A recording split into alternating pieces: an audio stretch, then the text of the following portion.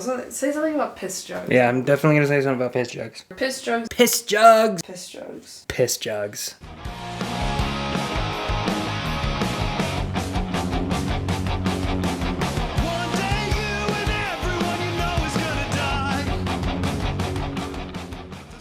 Welcome to r/prorevenge, where piss jugs. That's all I'm gonna say. Our first post of the day comes from user Harry Monk. And it's entitled, Mike Finds a Way to Get Rid of Problem Employee. Years back, I worked for a large bank in the UK. We all worked on the same floor and in the same department, but within different teams. I was just passing through on a secondment, and I saw the beginning of this revenge, but was filled in on the aftermath later. One of the teams was run by a woman called Sarah. Sarah was by many measures a good manager, but she had one blind spot. That blind spot was a woman called Helen. Now, when I was in my previous role, I interacted with Helen a fair bit, and she seemed friendly. But when it came to actually working with her, she was a nightmare. She would tattle, steal ideas and credit, and generally throw you under the bus at any opportunity. I'm not sure why Sarah always protected her, but it soon became a sore point for most people on the floor who had to deal with her. Enter Mike, who was the manager of a smaller team. Mike could be a bit of a dick, but was still professional and fun to work with. To give you an idea of his character,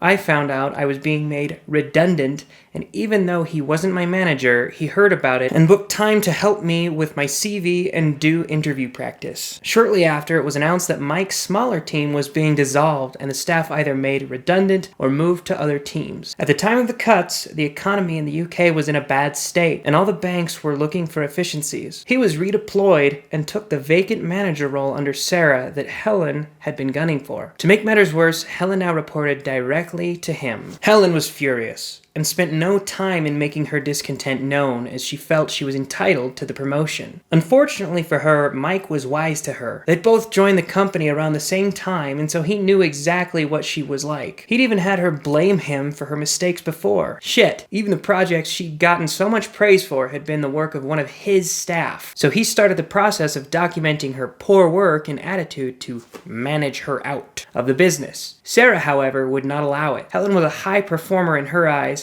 and she wouldn't sign off on him getting rid of her. When I left the team, Mike was frustrated with her and wasn't sure what to do. I met up with Mike a year later, and he shared how he'd solved the Helen problem with me because he knew all of the issues I'd had with her. Because Sarah had his hands tied, his only other option to get Helen out of the team was for her to leave on her own account. He couldn't oust her by making her life difficult, or she'd go to Sarah, so he went the other way. The motherfucker sat through every performance meeting with her for the rest of the year, gritting his teeth and praising her. That then justified him giving her a really high performance rating. He had used his own contacts to find roles in other teams at his grade that he then talked up to Helen. These roles were specifically selected because they specialized in one of the things Helen claimed she was an expert at, but had very little expertise in. Basically, roles where he knew she would have the highest chance of shitting the bed. Eventually, she applied for one, and he spent several weeks coaching her for the interview. In the company at the time, the interviews were scored off of three main factors: performance rating in current role, competency-based interview results, and relevant experience. He'd done everything he could to make her shine in all three. She took the promotion, and within 2 months had to quit the bank. He knew she wasn't ready for the responsibility, didn't have the skills, and her poor work ethic would be exposed. Worst case, she'd get her shit together, and he'd still look like the perfect manager to Sarah. I love how that's how you gotta get rid of terrible employees. You can't just fire them. I've had that at every job I've ever worked at. There's always some shitbag that everyone wants to get rid of, and if you actually do get rid of them, you have to put so much effort into it. That dude, for a year, had to praise her, had to act like she was a great employee just so she would fail so horribly, probably dragging his name through the mud as well, because he vouched for her. You should just be able to get rid of shitty people. The next post comes from Ex Post Redemptor. It is entitled, Company recruits me for senior position, brings me to their HQ, project gets cancelled while I'm interviewing, and I'm supposed to pay for the trip? I don't think so. During the dot-com boom in the late 90s, I became somewhat well known for my expertise with a now somewhat obsolete networking technology. I ended up getting heavily recruited by a big telecom firm in Denver to run the technical side of a huge networking project they had underway. After multiple phone interviews, I was invited out for the big in-person sit-down, a 2-day affair where I met with the big dogs, other techies, HR, etc. It was a pretty killer opportunity. Took the trip. First day of meetings went great. I felt it was a great match, etc. Why would you say etc. there? That doesn't make any sense, OP. Come on. I did sense there was some tension between the two groups over network architecture. Turned out this was one of the reasons they were bringing in someone more senior who could finalize the approach and get the project moving. That was fine, all part of the job, whatever. Got wined and dined after the first day. Was definitely feeling like the job was a match and that I'd be moving to Denver. Went in the second day, and after another round of interviews, the division head takes me to lunch. That's when it all blew up. While we were at lunch, the firm's senior management canned the entire project and fired every person associated with it. Apparently, there was a huge internal political war going on. This project was ground zero for the big battle, and this division just lost. We get back from lunch, and the manager escorts me to HR, where we're going to sit down and go over their offer. Instead, he's told what's going on and that he's out of a job along with everyone else on the project. At this point, I was told to leave. No apologies. It was just shitty luck for me. Okay then, I'm gone. I get back to the hotel, and there's a voicemail from me asking me to call the HR people. I'm pissed, but I call. They tell me they've had to cancel my return ticket and that I'd need to pay for the hotel myself for now. But that if I would submit an expense report, they might be able to get me a check. There's a second voicemail from the front desk asking me to provide a credit card for the stay. And then I get a call on my cell phone from the car rental company, which I didn't answer. Turns out they also wanted my credit card. Fuck that. I called the airline, and they said my reservation had indeed been canceled. But they also acknowledged that the reservation was paid for using a fully refundable ticket, which I was holding, and which back in the 90s was essentially as good as cash. Said they wouldn't know for certain if I could board until I showed up at the counter with the physical ticket. Great.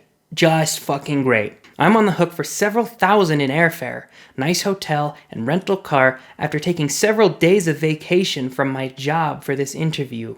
I don't think so. Here's the revenge.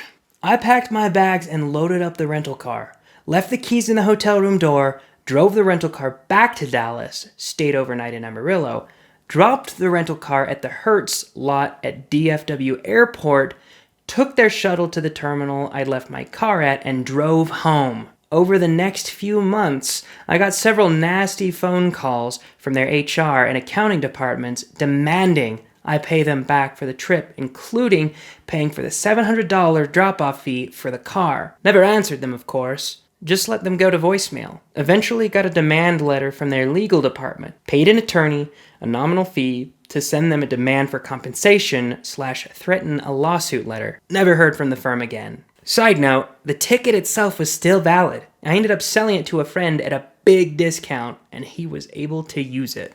Ha! Just like to point out that Dallas and Denver are 794 miles apart, so this dude drove a rental car 800 miles just to get revenge. What a badass. OP stated in the comments, "Yeah, I used to shit on them by telling the story anytime I got a chance. I'm certain that none of my friends ever went to work for them. From what I read over the years, the internal politics there were extreme and divisive, and the company itself was pretty corrupt at the top. Years later, their CEO and others went to prison for insider trading. I actually felt bad for the head of the group. His phone rang once while we were eating, but he didn't answer it. Told me he believed in leaving work behind when he was eating. He had the deer in the headlights look when he found out what had happened." And from that comment, user Castellar was able to glean which company this was. He said, Quest. I did a consulting gig at US West shortly after their hostile acquisition by Quest. As we rode down in the elevator, I noticed a sign advertising a blood drive for employees. "Oh, that's cool that they do that for y'all," I said. "Yeah, right," said one of the US West guys. "The Quest CEO probably needs a kidney and he's looking for a match." To which Darth Maximus Trax replied, "You said Quest, not the OP. The OP in no way confirmed that it was Quest that did this. It was just coincidence that Quest had people go to jail over insider trading while working for Quest. Quest." Our next user, I declare the winner of the best username for the day, user ChuckItBucket007. Dispatcher refuses to send van in for maintenance. Gets forced to change my tire while I enjoy dinner on company time. So I was a driver for a little company that rhymes with Slamazon. I had been there for several months by this point and had developed a reputation of being very anal about vehicle maintenance. We weren't talking like washing them or whatnot, but cleaning out urine bottles, fixing broken wiper blades, installing lights to replace the burnt out ones, or other stuff that would indicate you actually remotely care for your driver's well-being. Seriously, guys, I had a van once with no working lights of any kind, and the passenger side door fell off its hinges right in front of my dispatchers, and they still sent me out. Needless to say, some trips were better than others. But this particular time, well, it was a doozy. Yeah, he said urine bottles right there. Oh. Clearly, OP has never watched Trailer Park Boys. The proper nomenclature is piss jugs. You see, friends, I was considered a problem driver by some for being obsessed with vehicles being kept road legal. Wow, what a dick. I had not caused any issues other than this. We had dispatchers that were promoted up after a month, and after hitting mailboxes, cars, and other kinds of insanity. But I was always skipped over. This naturally irked me to no end, and I was looking for a better job within 6 months of starting. I was there for nearly 2 years. Naturally, all my requests for the essential equipment and urine bottle removal was denied. So I'd buy bulbs for my own van and pull them out after my route was done so I could put them into the next one the next day. Did you actually request for the removal of urine bottles? Because there's no way they can actually let you use urine bottles in their car, right?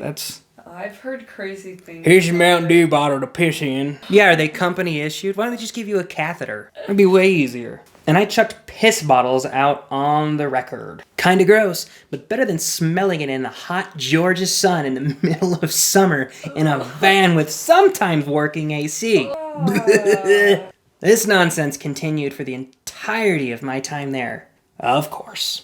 This event, however, was the first of many times I decided to get back at the dispatchers for messing with my routes and giving me the worst vans and so on. You see, this van had the lights that were bad. That's a stupid way to say that. You see, this van had lights that were bad. Broken AC, shook like mad, squeaked, smelled like piss, and musty taco farts. Descriptive! Yeah, I think musty taco farts might win phrase of the day. Door didn't properly lock, so anybody could have stolen packages from it, and not much could be done. And to top this all off, 4 bad tires, like metal bands exposed and one bulging out in its death throes. The whole day I babied this van as best I could, putting air in the tire a few times, and just barely finished my route with some daylight to spare. So 10 hours on the road down, and an hour and a half back to the distribution center. I get underway and get about halfway before I felt that telltale shake of a tire going out. Well, shit, here we go, I say to myself, and scan my surroundings. I'm on the interstate, and not very far from an off-ramp. So with what little tire I have left, I limp off the ramp and to a parking lot, which is right next to an Applebee's. Perfect luck, all things considered. I call dispatch and give my exact location and tell them what happened. The conversation goes as thus. Hey, I've got a flat tire here at my location. What? How? Because you sent me out in a van that needed tires. Van? Whatever. Everyone's gone home, so you're gonna have to wait till I get there. Sure, that's fine. I'll stay clocked in then. You finished your route, so I don't see why you need to be on the clock. Because I am still in command of this vehicle. I have the keys, and if you want me to give it back, you are going to keep me on the clock. I had called the company HR and explained everything before I called the dispatcher, and they assured me that the time would be recorded. Brian, I have things to do tonight, so we gotta hurry up. What, he's from Georgia. He sounds like that. Certainly. Perfect time to screw with this guy. After giving him extremely vague directions while I enjoy a steak meal and a large beer, on the clock and no fucks given anymore, he finally finds it. I go out there and see that he has brought the smallest, saddest, most not suitable for the task jack in the center. Well, get to it. You made me leave with this van and you can change the tire. No, you were driving it and... I interject. Drivers are not allowed. by company policy to perform repairs to the van. He had yelled at me previously for doing this with the bulbs. Only dispatch, management, maintenance, and the repair shop can repair the van. So I walked away to finish my meal while he tries to fix this flat with a jack that barely able to lift the front of the vehicle and needed bricks and other items to even go high enough. In total, I wasted 4 hours of his time. Caused him to smoke up, and he missed the game that he apparently had money on. I got my meal effectively for free with the hefty overtime I got that week. And as an extra smackdown, corporate came in and fired the manager, assistant manager, and this particular dispatcher for failure to maintain the vehicles to Department of Transportation standards, and for mismanaging the delivery service provider. After my lovely chat with HR during the incident, I showed them the text messages and some of the recorded audio I had taken of dispatcher being a general douche canoe. Who was the first guy that decided to add the word canoe there? Because that was a risky one, but I feel like it paid. I missed the word douche canoe. Well, thank you for watching today. Comment down below what you do with your piss jugs when you're on a long 10-15 minute drive and have some etiquette, at least throw them off the correct overpass. I don't want to ask you to like and subscribe, but that's what I'm supposed to do, so you know, the usual YouTube shit. Like, subscribe, all that junk. Do what you want, I'm not gonna beg.